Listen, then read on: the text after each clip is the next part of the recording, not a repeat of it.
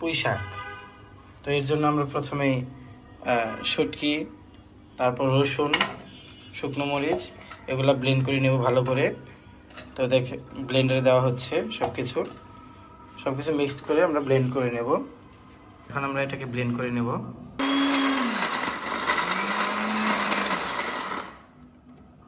তো ব্লেন্ড করা হয়ে গেছে, আর একটু পানি দিয়ে নেব। পানি না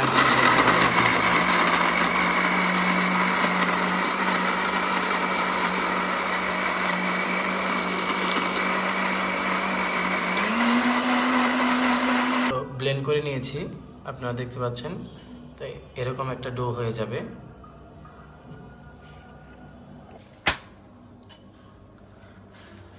তো আমরা পুঁই শাকটা নিয়ে নিলাম। পুঁই শাকটা ভালো করে কুচি কুচি করে কেটে নিতে হবে। আমরা পুঁই শাকটা ভালোভাবে কেটে নিচ্ছি।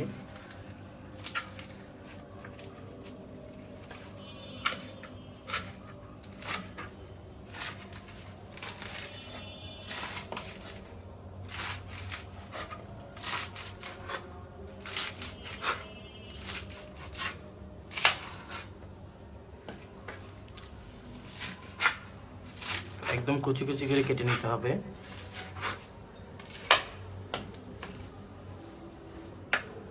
আমাদের পুঁই শাক কাটা শেষ হয়ে গেছে। চুলাটা জ্বালিয়ে নিলাম। এখন কড়াইটা দিয়ে দেব। তো কড়াই গরম হওয়া পর্যন্ত অপেক্ষা করতে হবে আমাদের। এখন দিয়ে দেব সয়াবিন তেল।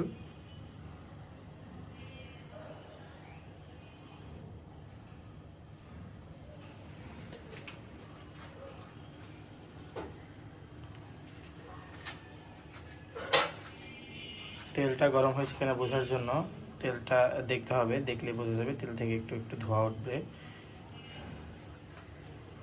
এরপর আমরা দিয়ে দেব পেঁয়াজ কুচি এবং মরিচ। পেঁয়াজ কুচিটা দিয়ে দিলাম, কাঁচা মরিচটা দিয়ে দেবো সাথে।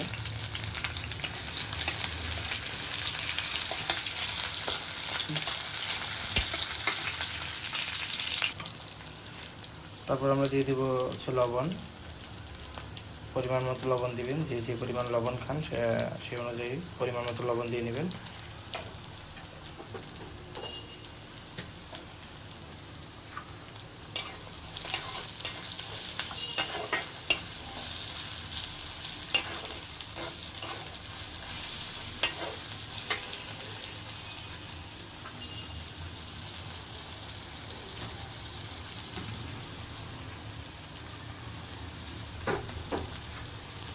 এরপর দিয়ে দেব হচ্ছে যেটা আমরা ব্লেন্ড করে নিয়েছিলাম সেটা,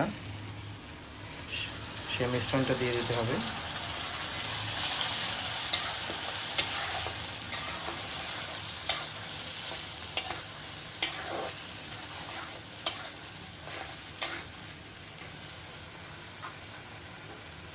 এখন আমরা দিয়ে দেবো মরিচ গুঁড়ো। যে যতটুকু ঝাল খান সেই অনুযায়ী মরিচ গুঁড়ো দিতে হবে পরিমাণ মতো। তারপর দিয়ে দেবো হচ্ছে হলুদ গুঁড়ো।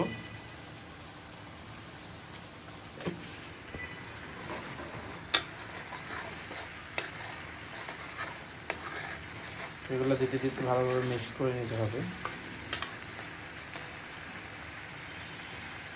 এরপর দিয়ে দেবো হচ্ছে আমরা ধনিয়ার গুঁড়ো।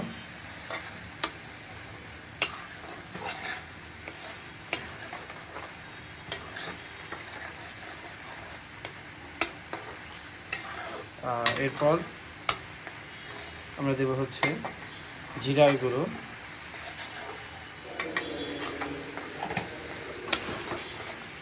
এটা দিয়ে ভালোভাবে আমরা মিক্স করে নেব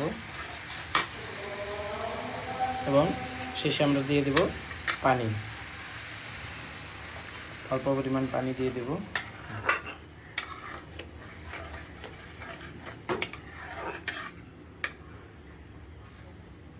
তেলের ভাবটা যখন উপরের দিকে চলে আসবে তখন আমরা কাটা পুঁই শাকগুলো দিয়ে দেব।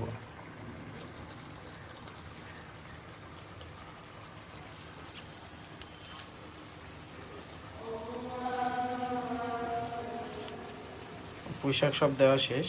এখন পুঁই শাক এই মিশ্রণটার সাথে ভালো করে মিশিয়ে নিতে হবে।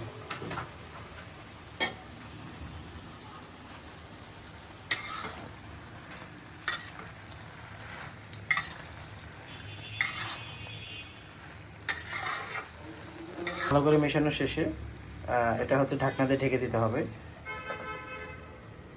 ঢাকনা দিয়ে ঢেকে দিয়ে কম আছে এটা কতক্ষণ রেখে দিতে হবে যাতে পুঁই শাকগুলো সিদ্ধ হয়ে যায়। এখন প্রায় হয়ে এসেছে, 2-3 মিনিট পর আমরা এখান নামিয়ে নেব।